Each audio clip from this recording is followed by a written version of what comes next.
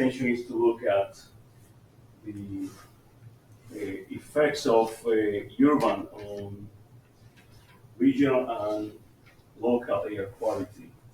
These are my colleagues, and the work is done mostly by my student Harold Camaro, who could not make it even after we got all the funding. He couldn't do it for some passport issues, and so I wish he could have been here. So I'm going to pinch it for him, and these are our colleagues from NOAA Chemical System Lab, our former student David Malesio, and of course Bob Borsten, who we were just talking about him yesterday in this same room in the afternoon. So going into the particular case of this event, it was motivated by a heat wave of between 3 and 5 days heat wave in 2018, and we had the opportunity to observe this event in detail through this campaign, and that led to an ozone event in most of the region. This represents different stations across the Long Island Sound and the New York metro area. So we'll see those in the case. So the questions that we're pursuing in general are: what is the magnitude of urban dynamics in the distribution air pollution in the coastal cities? So the sea breeze is a key aspect of that. And how much the thermal gradient along the coast contribute to air quality dispersion or concentration for that matter. So we're going to be focusing. There have been a number of works on the observation on the campaign, and there was been a follow-up campaign that we just conducting now called Roma. So this is on the modeling side, and in hopes that through these observations, these detailed cases, we can hopefully improve the way that we forecast air quality.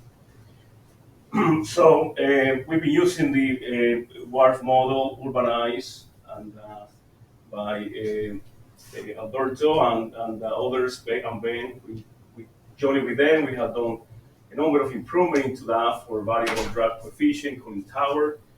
In this room, there was discussion about that yesterday. So the challenge now is to couple this urbanized work to the chem component. So we call now UWARF chem, and the key on this will be the emissions inventory, and looking not only on the emissions from the region, but also anthropogenic in the city. I'll discuss this in a second. And this particular version, we have improved the PBL scheme with MYNN.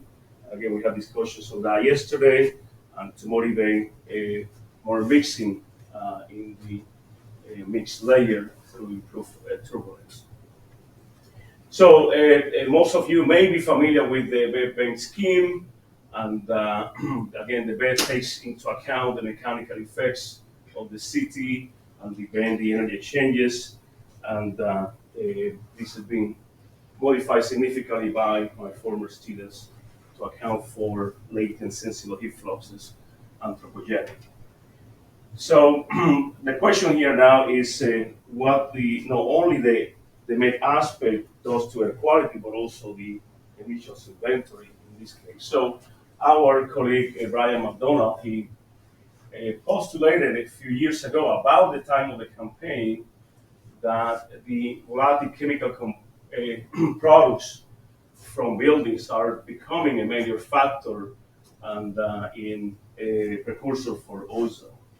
So that's a major finding. There was a detailed inventory and studies on that. It was an article in Science, published by Brian at the time. And this is the very first simplified exercise that we put together a simple source emission to look at the differences in ozone concentration in this case. And it shows some differences on that. So there was not a lot of dynamics in this particular case, so we're going to look into that case. This is the Listos campaign that motivated this story, and there were a number of ground observations, the aircraft all together. Again, it's focused on ozone. We have a major ozone issue in the region, and it's interesting case at the same time. These are some of the locations that we are picking soundings in the region. Our very first study looked at the case of urban physics and urban physics, and we immediately saw some differences in the on the extent of the ozone episode, and this was a very simplified, taking the city off and taking the city off entirely versus the incorporating the city with a bed and BM plus. And immediately we see that there are some significant differences, not only in the city's front, but also in the extent of the ozone event in that case. In fact, there is a second peak in the Long Island Sound, mostly motivated by the slowdown of the sea breeze due to the mechanical effects and then the opportunity to the photochemical processes due to the higher temperatures for the heat island in that case. So this was very first approach. Now we looking more in details on that, and this is the focus of this particular presentation is on the sensitivity of how much urbanization do we need. It's a very expensive exercise to do according to urbanize. So how much do we really need? How sensitive the processes are to urban physics? So we have taken it all the way to the non-urban case to what we call the bulk urban, that is a single slab, and the all multi that incorporates and allows the opportunity to do BEP and BEN multi-layer. In this case, this is activation of BEP and BEN. It's not activation of BEP and BEN, only roughness in this case. And we think that how much urbanization is. A lot of uncertainties in how we urbanize, especially larger regions. In our case, inside the core of the city, we do have a lot of detailed information by public information from building. We call Pluto, where every single building is represented.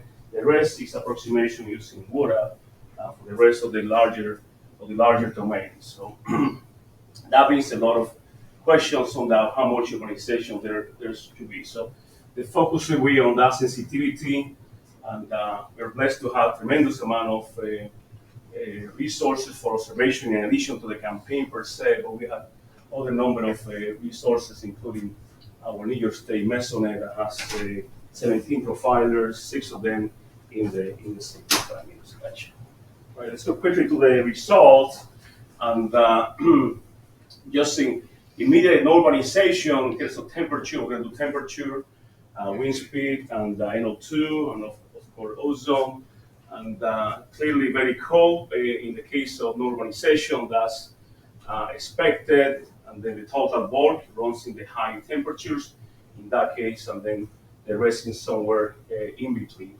We think the optimal should be somewhere around 50 to 70%. We can see that the bias are corrected around that percentage of urbanization.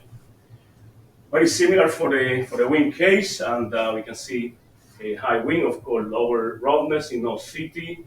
Very interesting case is a lower bias in this case. I think it's about because the lack of heat island in the afternoon, in us driving enough sea breeze to then accelerate the flow. So slow flow in that case. So it's a subestimation of the sea breeze, and we are looking to that very careful. Oracles of course the bulk, then we'll go into the high case, and because of the mechanical effects. So again, somewhere around in the 50-70% urbanization, probably the optimum for that case. Let's look at the ozone case, and this is a very interesting, more complex cases, and colder subestimation, very suppression of the photochemical effect because lower heat island in this case. So that is probably expected, and the board in that case corrects to some degree the bias,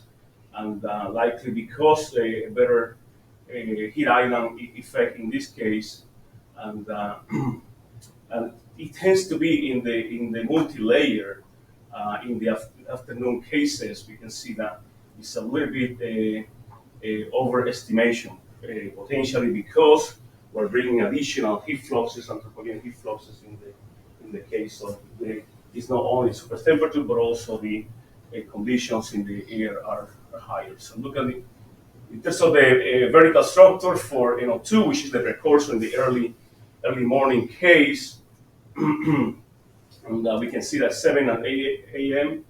A lot of more higher PBL in the bulk, warmer cases running, so more mixing, lower concentration. That is also somehow manifested in the multilayer. However, is dampened by the anthropogenic heat fluxes, and the 50% urbanization is somewhere in between. It actually creates higher concentration, not enough sensible heat flux coming from the surface, and that the anthropogenic is not compensating in that case. And we should expect also then to be a little bit higher in this case, and that is clearly the case.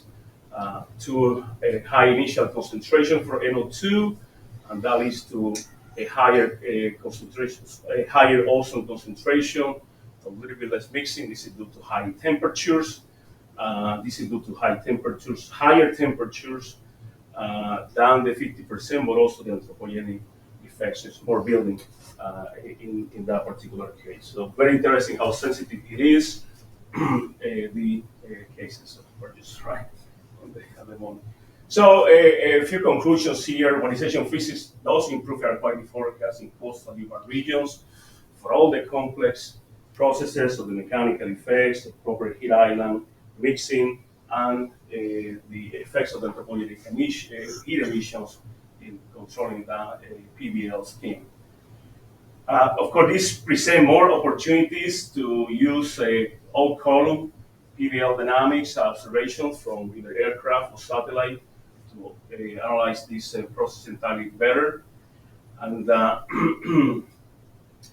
next steps will be to improve better on these urban canopy parameters for the larger domain.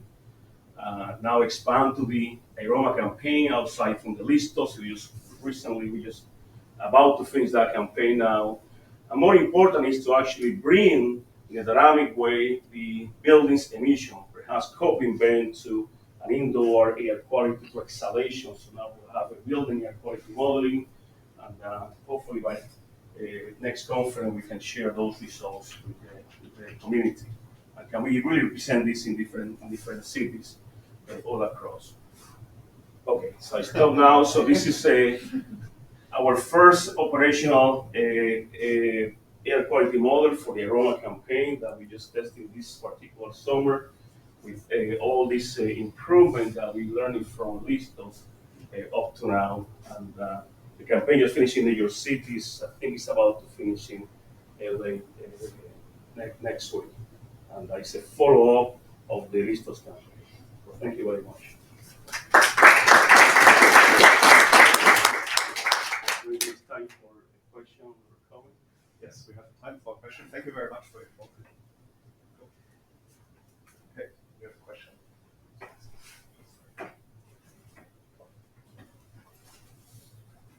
Thanks for the nice presentation.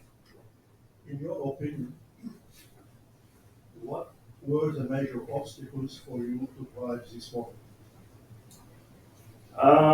That's a good question. Operationally, is if we have the fixes right, which there's still a lot to improve. But if it's right enough, it is about the cost of running these urbanized air quality models. It's very expensive for operational forecasts, so we need to find ways to make it more efficient. So that is a motivation for how much urbanization do we need. If we need a very fine urbanization to properly forecast for practical uses, that's going to be an expensive proposal. You think about only the New York City area, but thinking about the larger domain. So I think we need to find the common ground, the common point between proper physics and then computational efficiency.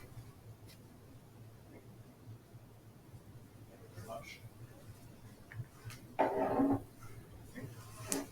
unfortunately, we don't have time for another question. We have to move on to the next topic.